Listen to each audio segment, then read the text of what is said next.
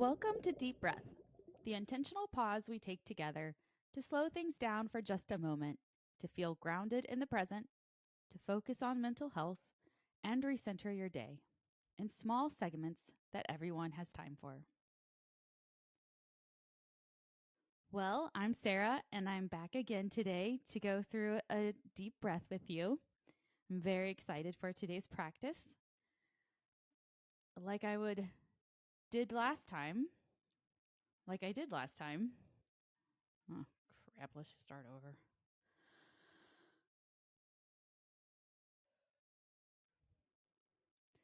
Welcome to Deep Breath, the intentional pause we take together to slow things down for just a moment, to feel grounded in the present, focus on mental health, and recenter your day in small segments that everyone has time for. Well, I'm Sarah, and I'm back with you again today, and I'm so glad to be here. Let's start off with a nice deep breath where we practice our inhale and then a longer exhale. Last time we practiced box breathing, which is one of my favorites. So let's go do that again. We're going to inhale for 4 seconds, hold for 4 seconds, exhale for 4 seconds, and then hold for 4 seconds before we take our next inhale. So here we go. We're going to inhale for 1, 2, 3, 4. Hold 2, 3, 4. Exhale 2, 3, 4, and hold 2, 3, 4. Let's do it one more time. Inhale 1, 2, 3, 4. Hold 2, 3, 4. Exhale 2, 3, 4, and hold for 2, 3, 4.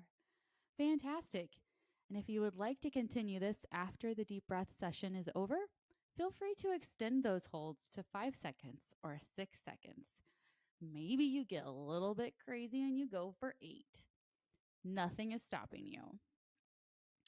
You'll be impressed, actually, as to how deep your breath can get.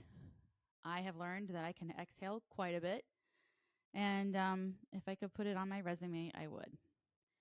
So, the thing I wanted to talk about today comes from Sharon Martin. She's a licensed clinical social worker, and we reference her quite often in our social media and on our regular podcasts episodes, really. She posted this at the end of July, and I think it is brilliant, and I want to share it with you. It's about things that can be equally true.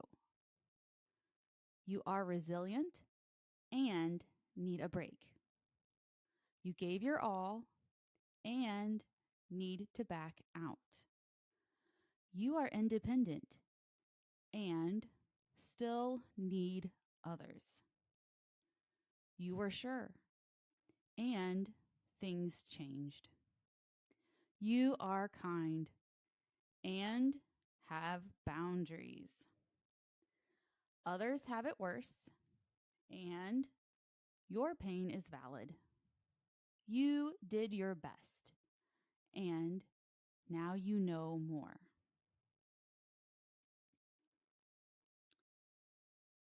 We can be many things and be others. Sounds like something maybe Yogi Berra would say. But life is not or, it's both and. That is something one of my very first therapists taught me about both and. I can be scared and be brave. I can be, well, you name it, tired and feel like I haven't done anything. I think we've all felt that way. But I love what this one line is: you are kind and have boundaries. That I think is so incredibly difficult. I know recently I've heard others have it worse and your pain is valid. I was talking with a friend the other day We were talking about like losing one of our appendages and how when you say, well, it could be worse. So and so lost two appendages. And I think that takes away from your own journey. I think it takes away from what you are going through and the pain and trauma that you're experiencing with the loss of something. So somebody may have it worse than you, but that does not mean at all that what you're experiencing is not valid. It is your journey, it's your story. Somebody may have it worse, but have you ever had it worse? No.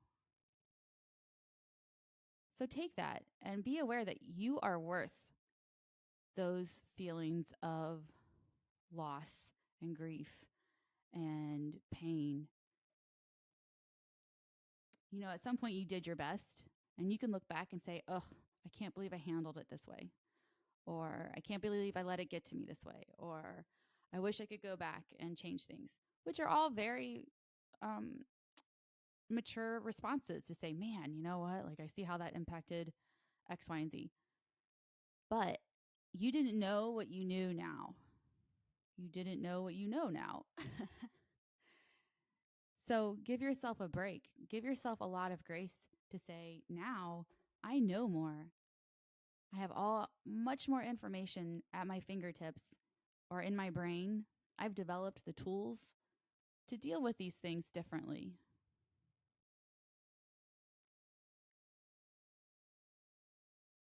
I like also what she says about you are resilient and need a break. You can be strong and need to take care of yourself. My thing is, I'm independent and I don't want to need others, but I do. I need those connections. I need to ask for help. We are meant for connection. And that is a very difficult one for me to do. I'm scared if I ask for help, I'll be judged.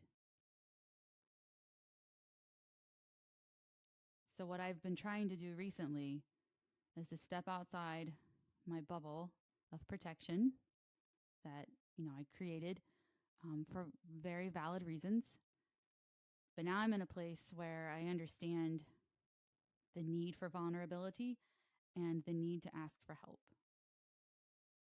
So I'm making it a project of mine to see the areas and ways in which I don't have to go it alone.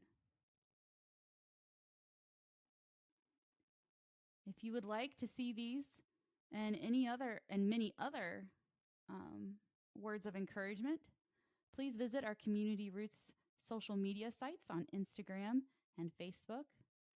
And feel free to check out many of our other wonderful deep breaths, as well as our main episodes, such as Off the Beaten Path, our regular episodes with Julie, Samuel, and myself, and the sorry, Julie, I'm totally blanking on your Unpack That books with Julie. So feel free to give those a listen to. And thank you for joining. Have a great day.